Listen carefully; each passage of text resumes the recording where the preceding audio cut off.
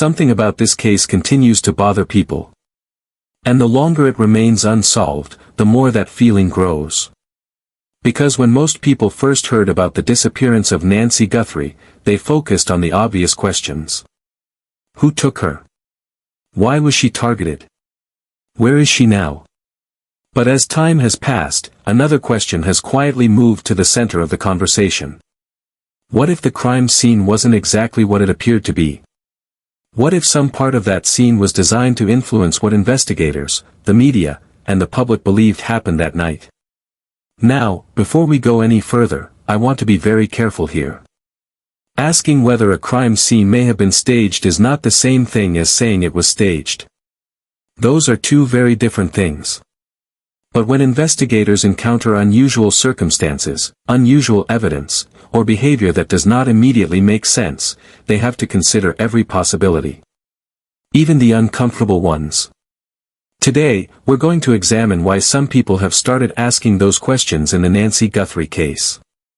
We'll talk about the blood evidence, the behavior seen on surveillance footage, what investigators typically look for when determining whether a scene has been manipulated, and why separating facts from assumptions is one of the hardest parts of any major investigation.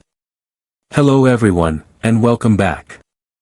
If you're new here, I spent more than 2 decades working in law enforcement and criminal investigations. Over those years, I learned that cases often look very different behind the scenes than they do from the outside looking in.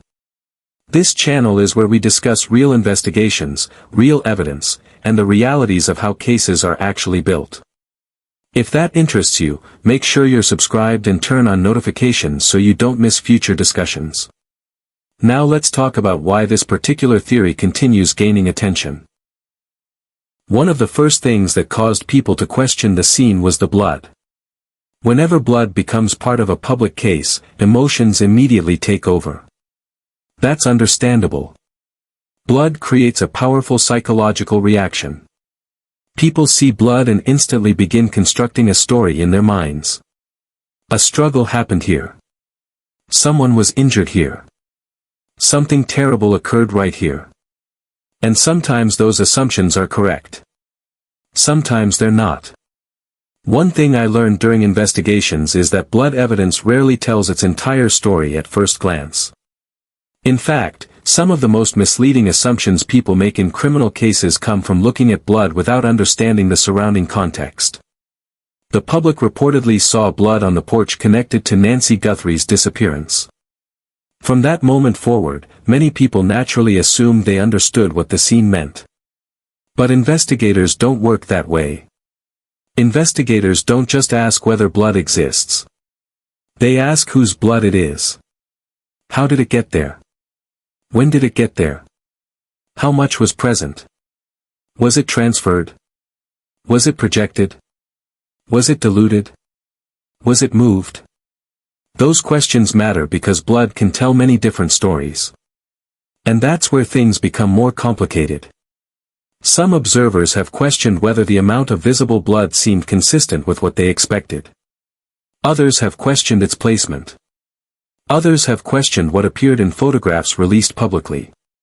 The problem is that photographs rarely tell investigators everything they need to know. Photographs freeze a moment in time. Investigations examine everything surrounding that moment. A single photograph cannot show what happened minutes earlier. It cannot show what happened afterward. It cannot show laboratory findings. It cannot show DNA analysis. And that is why experienced investigators are often cautious about drawing immediate conclusions from images alone. Now let's talk about another detail people keep coming back to. The surveillance footage. That footage has had a powerful effect on public perception. When people watch it, many immediately focus on the behavior of the individual captured on camera. Some viewers have described the movements as calm. Others have described them as deliberate. Some believe the person appears comfortable. Others believe the person appears nervous. The reality is that interpreting behavior from surveillance footage can be extremely difficult. I've seen situations where the public thought someone appeared confident when they were actually panicking. I've seen situations where people thought someone looked terrified when they were actually completely composed. Human beings project meaning onto behavior constantly. That's simply how our brains work. But investigators have to be careful. Because what matters isn't what behavior feels like. What matters is what behavior actually indicates. Now consider this question. If someone wanted to create confusion, what would they do? Would they alter evidence? Would they move objects? Would they create distractions? Would they intentionally draw attention toward one explanation while steering investigators away from another? Historically, the answer is yes. That has happened in criminal cases before. Not frequently, but often enough that investigators are trained to consider the possibility. And that's why the word staged exists within investigative work. A staged scene doesn't necessarily mean fake evidence. It doesn't necessarily mean no crime occurred. Sometimes a crime is very real, but certain elements are adjusted afterward. The purpose can vary. Sometimes it's to buy time. Sometimes it's to redirect suspicion. Sometimes it's to hide what actually happened. Sometimes it's simply panic. That's an important point that often gets overlooked. Not every person who manipulates a scene is a criminal mastermind. In fact, many aren't. Sometimes people make impulsive decisions while under enormous stress. Sometimes they make decisions that seem logical in the moment but later create additional suspicion. That brings us to another issue. The foliage reportedly placed over part of the camera view. This detail has generated enormous discussion online. Many viewers have interpreted that action as evidence of planning. Others see it as evidence of improvisation. And honestly, both possibilities deserve consideration. If someone arrives prepared to avoid detection, that suggests one type of offender. If someone suddenly notices a camera and reacts in the moment, that suggests something entirely different. Those distinctions matter because investigators spend a tremendous amount of time trying to understand behavior. Behavior often reveals intent. Intent helps establish motive. And motive can help identify suspects. But there is a danger here. The public often wants certainty long before certainty exists. That's understandable. Human beings dislike unanswered questions. Imagine if this were your mother or grandmother. Imagine seeing a surveillance video connected to her disappearance. How many times would you watch it? 10. 20. 50. Would you begin noticing details that may not actually mean anything? Most people probably would. That's not criticism. That's human nature. We all search for answers when answers are missing. Now let's talk about crime scene staging from an investigator's perspective. One thing people often misunderstand is that staging usually leaves problems behind. A person attempting to create a false narrative must keep every detail consistent. That's harder than it sounds. Evidence has a way of disagreeing with stories. Forensic evidence may point in one direction while physical evidence points somewhere else. Digital evidence may tell a completely different story. Witness statements may create additional conflicts. And eventually those inconsistencies begin attracting attention. That's why investigators spend so much time verifying details rather than accepting them at face value. Let's say someone creates a scene intended to suggest one sequence of events. Investigators immediately begin testing that sequence. Does the timeline fit?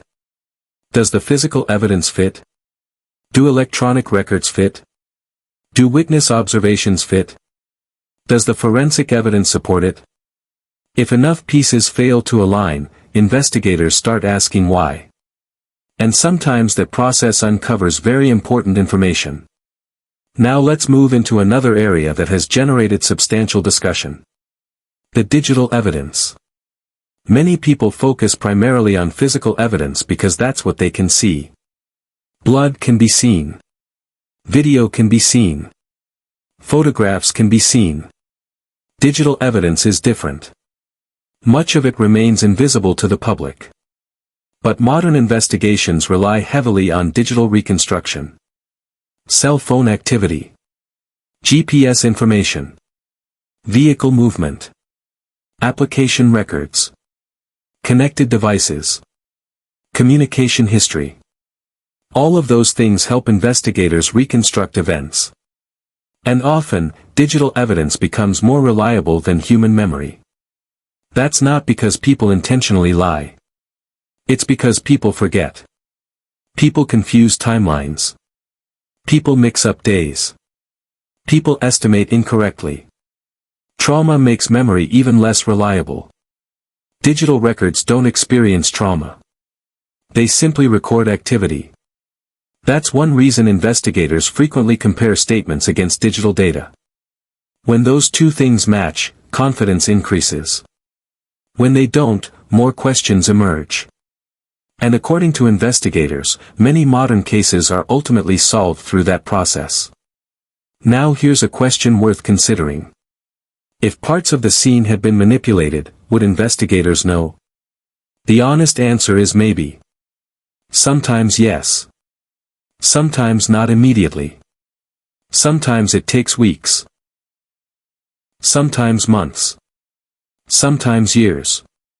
And sometimes a seemingly insignificant detail becomes the key that changes everything. I've seen investigations transformed by details that initially appeared meaningless. A receipt. A timestamp. A phone call. A witness who remembered one additional fact.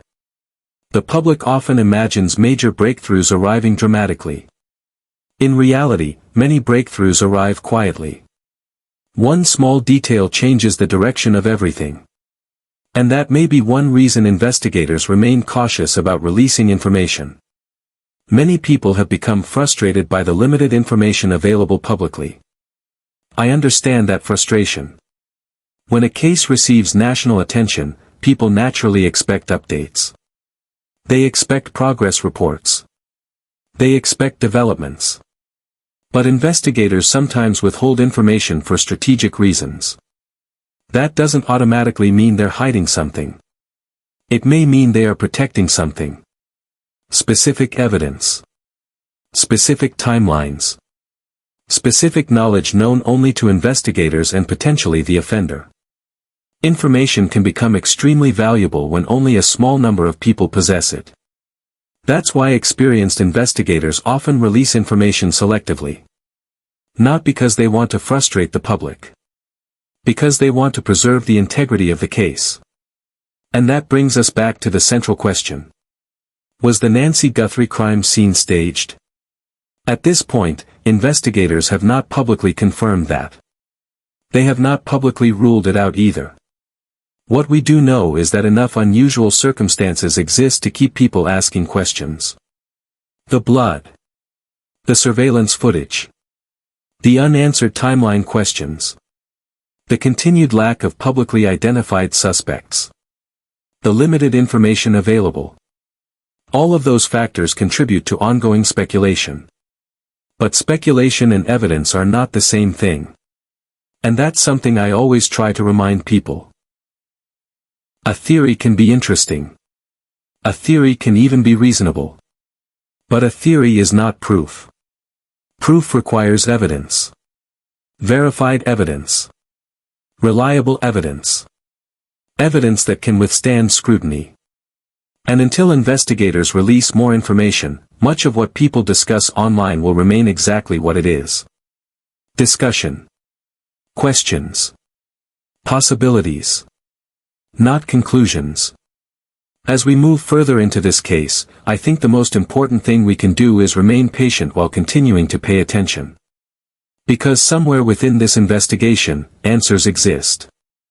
Somebody knows what happened to Nancy Guthrie. Somebody knows what occurred that night. And eventually, whether through forensic evidence, digital evidence, witness cooperation, or some combination of all three, investigators will continue working toward those answers. Before I end today's discussion, I want to ask you something. When you look at this case, do you believe the scene reflects exactly what happened that night? Or do you think investigators may eventually discover that certain details were designed to create a different impression?